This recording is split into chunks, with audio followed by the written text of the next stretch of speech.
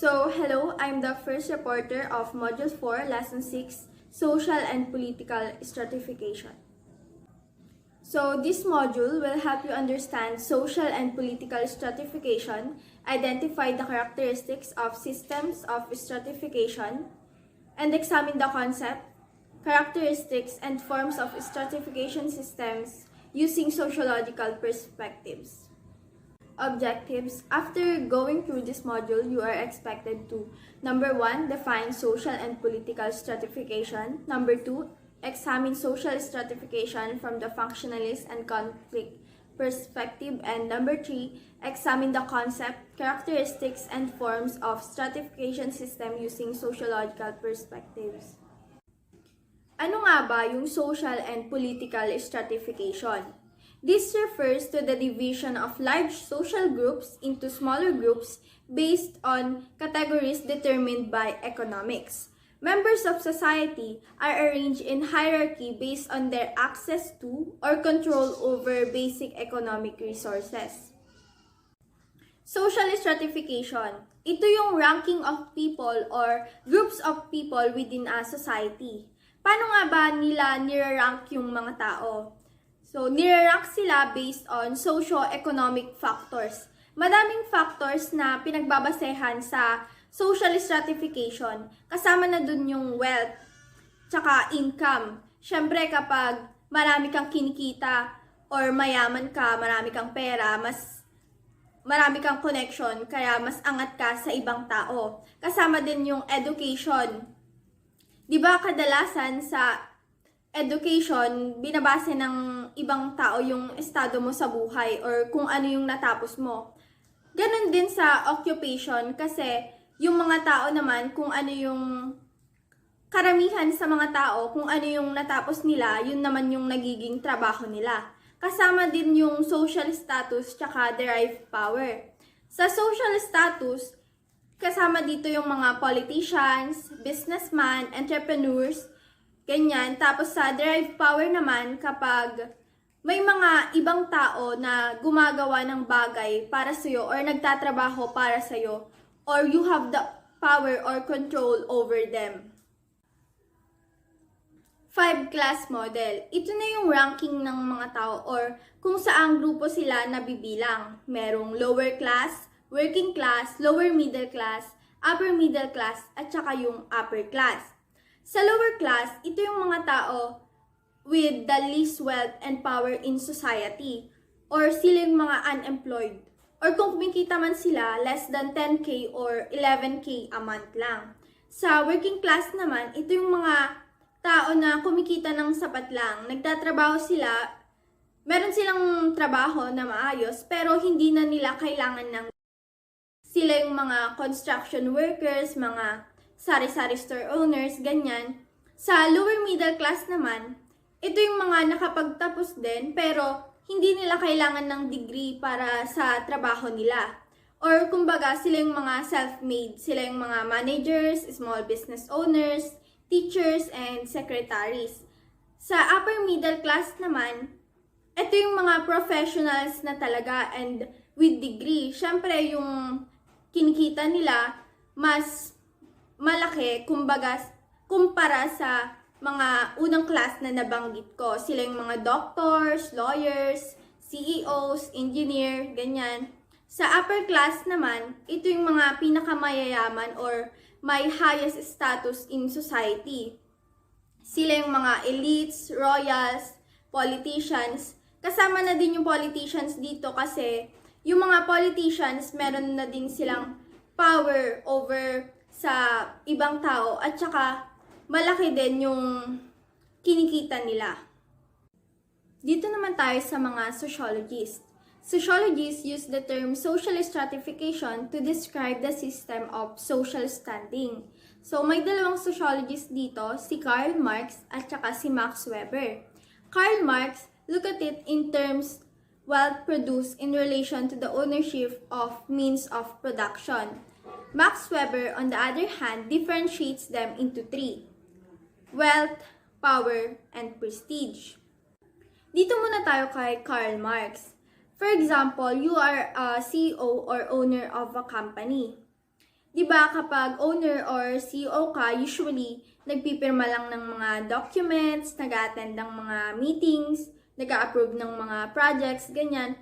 Hindi sila masyadong nahihirapan kasi may mga binabayaran silang tao or yung mga employees nila na gumagawa ng mas mahihirap or mas mabibigat na bagay para sa kanila.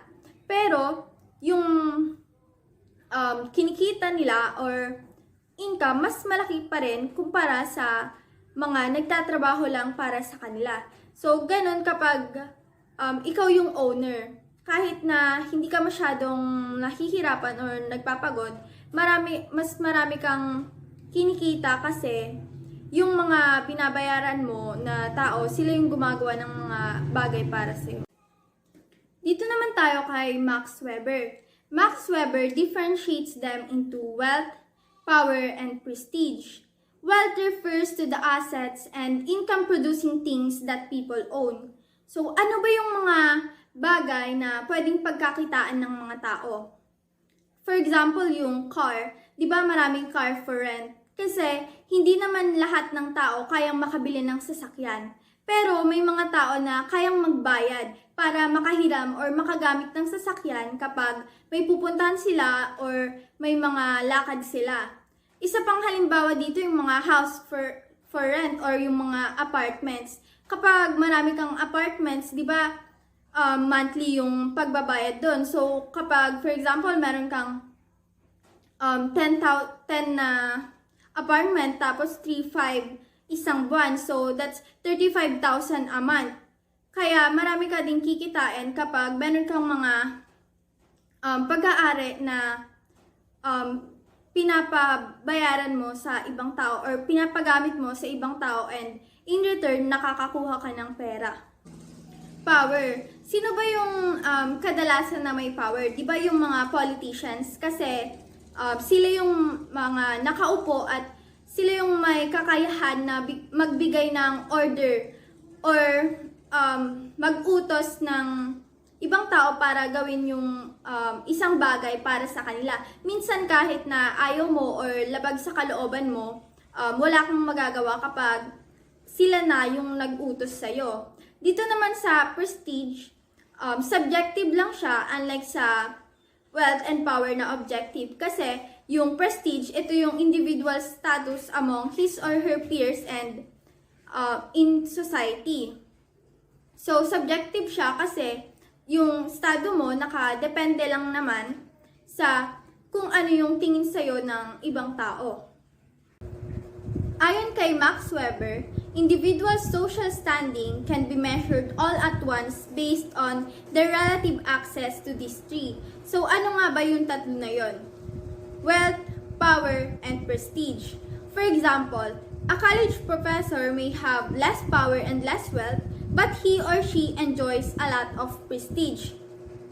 So, di ba kapag professor or college professor ka, kilala ka ng mga tao. So, kahit na hindi ka ganun kayaman or wala kang hinuhold na authority or power tulad ng sa ibang tao, marami ka namang ina-enjoy na privilege kasi nga kilala ka ng ibang tao. So, sila na yung pwedeng gumawa ng mga bagay na hindi mo afford or hindi mo kayang gawin para sa'yo.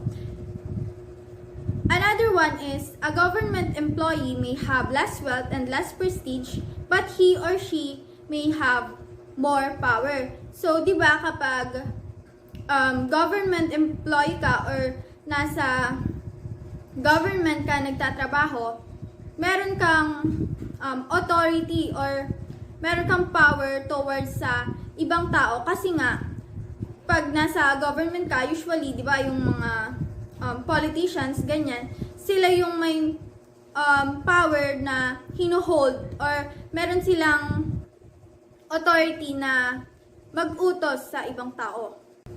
Political stratification can be related to norms, values, class structures, status groups, associations, and laws, which structure the relations between individuals. Ito yung basis of class according to Karl Marx and Max Weber. So, kay Karl Marx, binibase niya sa economic structures, material prosperity, ownership of the means of production.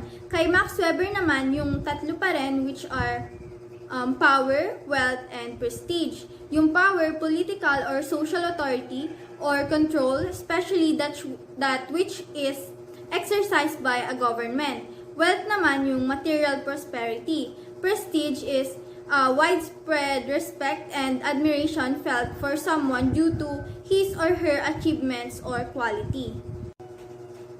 The concept of social stratification. Social exclusion, process by which individuals are cut off from full involvement in the wider circles of society, may be due to poor housing, lack of employment, inferior schools, or limited transportation, leads to lack of opportunities for self-improvement. Dito sa social exclusion, inaalis kanila sa grupo or tinatanggalan kanila ng karapatan para mag-enjoy or ma-experience yung mga bagay na pwede mo namang ma-experience kahit na hindi mo sila kapareha ng estado sa buhay. Like for example sa mga mahihirap.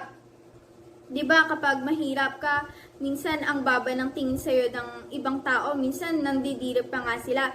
So hindi ka pwede na pumunta sa event ng mga pangmayaman. So dito sa social exclusion, hindi mo na-experience yung mga bagay na pwedeng makatulong sa iyo para mag-improve pa. Systems of stratification. Systems of stratification. Closed system. Impose rigid boundaries between social groups. Limit interactions between members who belong to different social groups or occupy different levels in social hierarchy. Resistant to change in social roles. So, dito sa closed system, kung saan ka nabibilang na grupo, dun ka na talaga. Kung ano yung class mo, dun ka na talaga, wala ka nang mababago dun kasi nga closed system na siya. So, hindi ka pwedeng makipag-interact sa mga ibang tao or sa mga tao na hindi mo ka-level. Or kung pwede man, siguro maikling panahon lang kasi nga closed system siya, wala ka nang mababago dun at saka may limitations and boundaries na. The next one is the open system.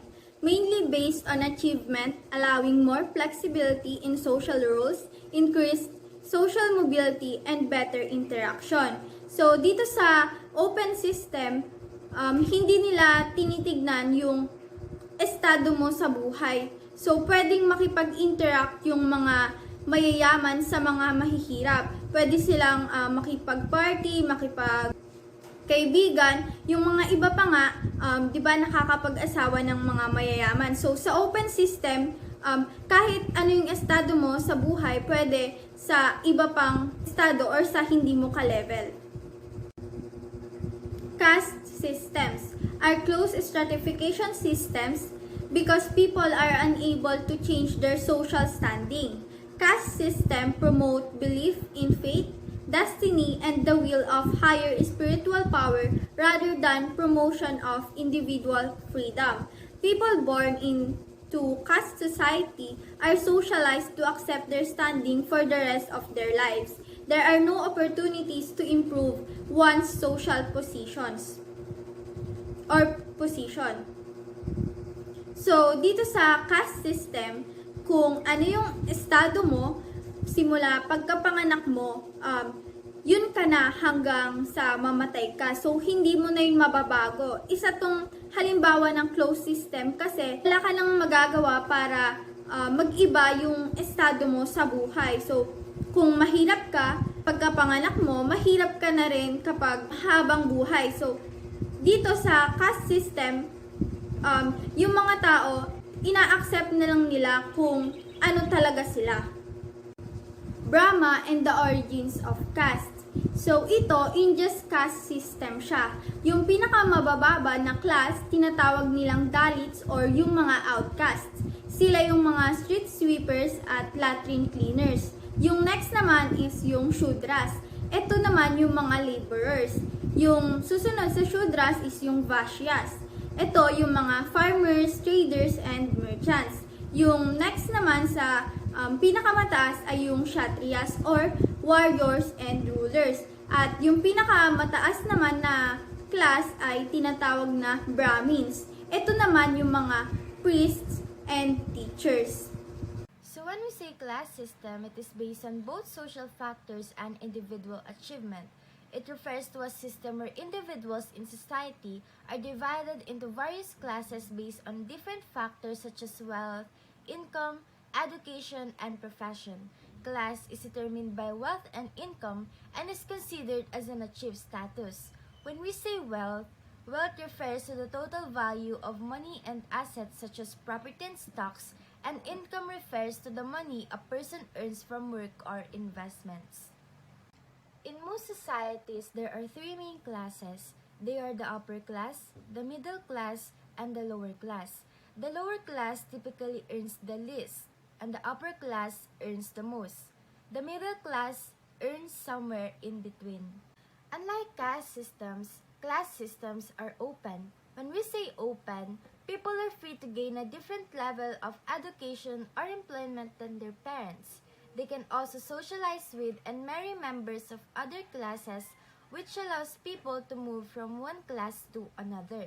Openness in class systems result in prevalence of exogamous marriages. Okay, so when we say exogamous marriages, it is marriages between people from different social classes.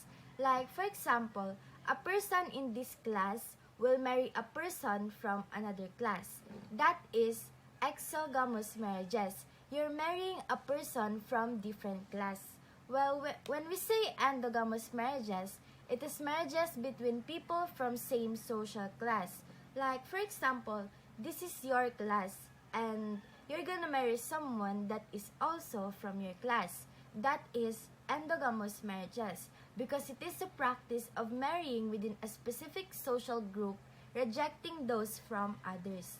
Meritocracy is a hypothetical system in which social stratification is determined by personal effort and merit. The concept of meritocracy is an ideal because no society has ever existed where social standing was based entirely on merit. Because of the complex structure of societies, processes like socialization, and the realities of economic systems, social standing is influenced by multiple factors, not merit alone.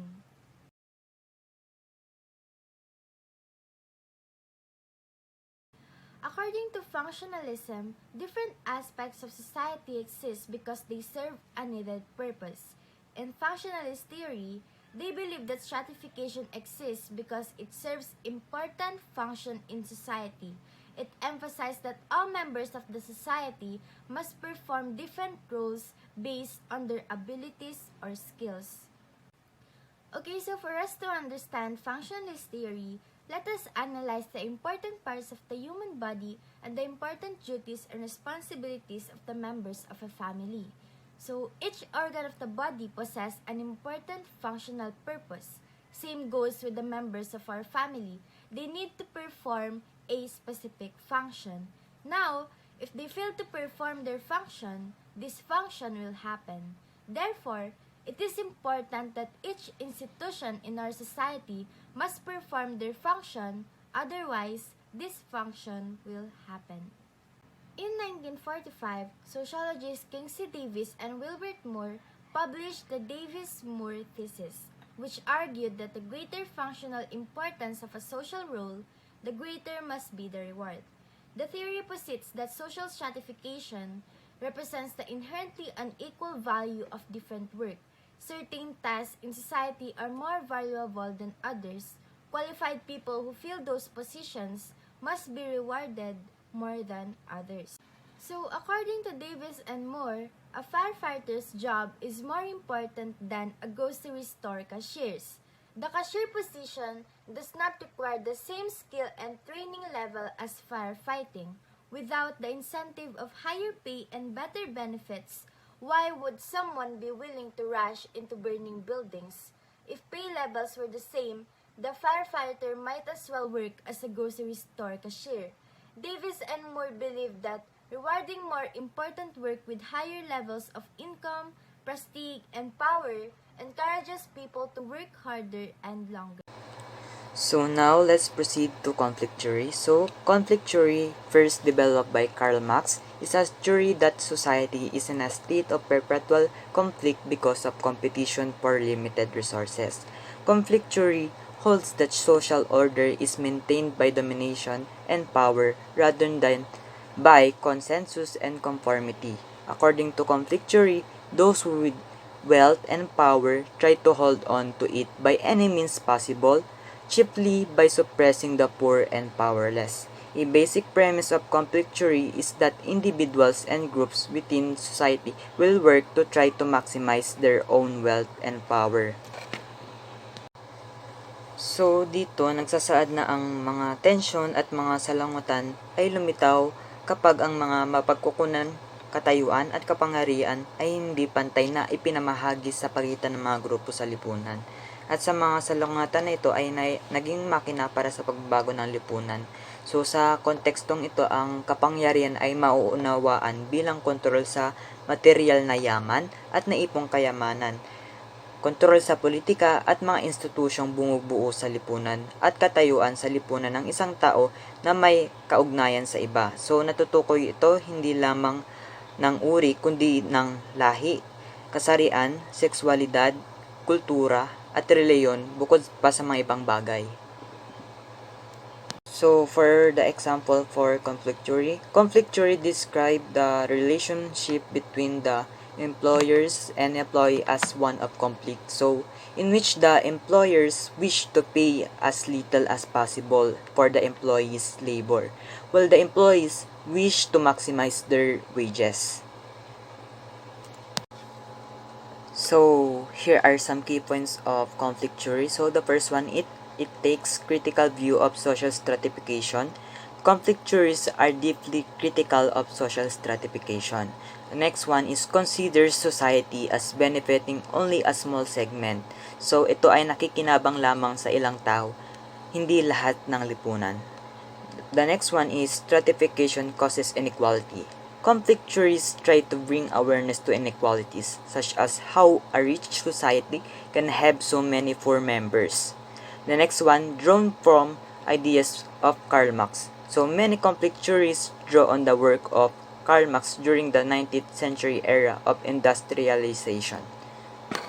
So the next one is social stratification is influences by economic forces and relationships in society are defined by factors of production. So naniniwala si Marx na ang stratification ng lipunan ay nagresulta mula sa relasyon ng mga manggagawa sa paraan ng production. So we have two groups, which is the bourgeois, capitalists, and the proletariat. So the first one is the capitalist. It owns factors of production, land, resources, business, and proletariat. So it is a upper class. In Marx's time, capitalists own high-producing businesses, factories, and land as they still do today. The capitalists are the owners of capital, purchasing and exploiting labor power, using the surplus value from employment of this labor power to accumulate or expand their capital. It is the ownership of capital and its use to exploit labor and expand capital are key here. So for the example for this is that who own the means of production such as machinery and factory buildings and whose source of income is profit. The next one is proletariat. So it is the workers who provide manual labor. It is lower class. So the proletariat are owners of labor power, the ability to work, and mere owners of labor power with no other resources than the ability to work with their hands, bodies, and minds. Since these workers have no property in order to survive and obtain an income from themselves and their families, they must find employment work for an employer. This means working for a capitalist employer in an exploitative social relationship. So the example for this is that who own their labor and sell it for a wage. So according to him, inequality causes workers to experience alienation, isolation, and great misery due to powerless status. This lead to class conflict. So what is class conflict? So it is a conflict between different classes in a society resulting from different social or economic position and reflecting opposed interests. So now let's proceed to symbolic interactionism. So it's a micro-level perspective. It attempts to explain people's social standing affects their everyday interaction, leads to interaction within the same class. Stratification becomes a system that groups people, interests, background, and way of life. So, symbolic interactionism is a theory that uses everyday interaction of individuals to explain society as a whole. Symbolic interactionism examines stratification from a micro-level perspective. So, this analysis strives to explain how people's social standing affects their everyday interactions. So now let's proceed to the examples of symbolic interactionism. So we have here the American flag, gender, and the rainbow. So let's go to the American flag. So the American flag to some is a symbol of freedom, hope, and pride. However, for others, the American flag can be seen as a symbol of oppression depending on your interaction with the American flag. So the meaning behind it will be different. Now the next one is the gender. So gender can be understood through symbolic interactionism because gender is a sociological construct. For example, for the symbols attached to males and females, actions and looks are based on what is believed is true from your interactions rather than what is objectively true. For example, women might be seen as weaker than men. A man wearing a dress might be seen as feminine. These problematic attributes lead to inequality and biases, such as women getting paid less than men in the workforce.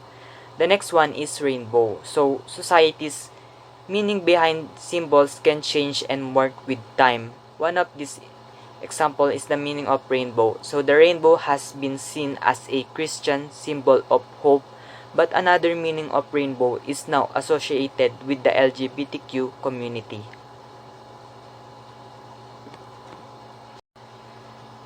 So people's appearance reflects their perceived social standing. So symbolic interactionists also note that people's appearance reflects their perceived social standing. Through housing, clothing, and transportation indicate social status as do hairstylists in accessories and personal style. So now, let's proceed to theory of conspicuous consumption. So, buying certain products to make a social statement about a status. So, it's the purchase of goods or services for the specific purpose of displaying one's wealth. Conspicuous consumption is a means to show one's social status, especially when publicly displayed goods and services are too expensive for other members of a person's class.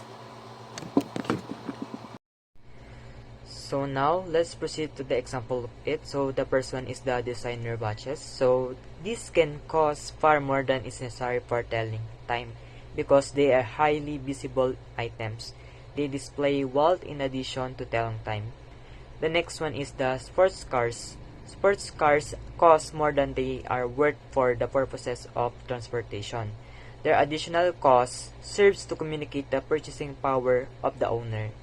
Then the last one is the brand name clothes. Paying exorbitant prices for clothing with specific labels on them is done for the display of wealth rather than the benefit or quality of the clothing.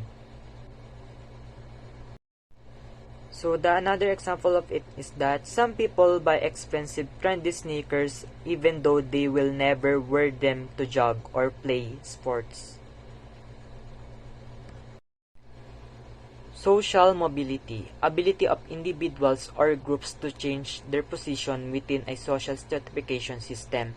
How individuals progress from a lower class to a higher class, or how they lose their status and occupy much lower position in society. The major factor is economic status, accumulation of wealth. So it refers to the ability of individuals to change positions within a social stratification system. So when people improve or diminish their economic status in a way that affects social class, they experience social mobility. So we have two main types, so the upward mobility and the downward mobility. Upward mobility. Upward movement in social class may be through education, employment, or marriage. This is when a person moves from a lower position in a society to a higher one. It can also include people occupying higher position in the same societal group. However, upward mobility, while seen as a good thing, can also come at a cost for individuals. So when a person moves upward, they often need to leave behind familiar surroundings such as family and places. They may also need to change their way of thinking and behavior. The individual will need to adapt the new environment as a result of their upward movement and adapt different behaviors in the new society. The example for this one is the promotion in rank in the army. So the next one is the downward mobility. Lowering of social class brought by economic setbacks, unemployment, illness, and dropping out of school. Downward mobility takes place when a person moves from a higher position in a society to a lower one. It can occur when someone is caught performing a wrongful act. That can result in the loss of the position they currently hold. Downward mobility can be extremely stressful for people who face a rapid decline in their social status. They may find it hard to adapt to the new environment as it is not similar to the standard of living they are used to. Downward mobility is an example of the extent to which a society values equal opportunity and structure. So the example for this one is demotion in rank. So now we have classification based on generation. So we have the intragenerational and the intergenerational. Intragenerational focuses on experience of people who belong to the same generation. Changes in mobility throughout the person's lifetime. The intragenerational change in societal position occurs during the lifespan of a single generation. It can also refer to a change in position between siblings. One way is when a person climb up the corporate ladder in their career. For example, an individual starts their career as a clerk and through their life moves on to a senior position such as a director. Next one is a person may at first own only a small shop, but later by investing his savings into various ventures, he might start earning more and later become a more successful businessman.